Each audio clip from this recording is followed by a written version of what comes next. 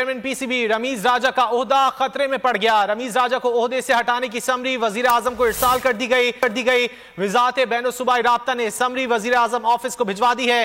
PCB governing board members के लिए 2 नए नाम तजवीज, नजम सेठी और शकील शेख के नाम समरी में तजवीज किए गए। तफसीलात जान लेते हैं नुमाइंदा खुसूसी अब्बास शब्बीर से। अब्बास, क्या तफसीलात हैं?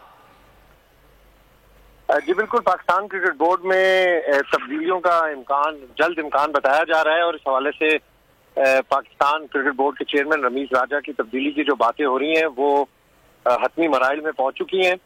अब उनका इक़्तिदार खत्म होने के करीब है। उनको ओहदे से हटाने की समरी वज़ीर आज़म शहबाज शरीफ को अरसाल कर दी गई है।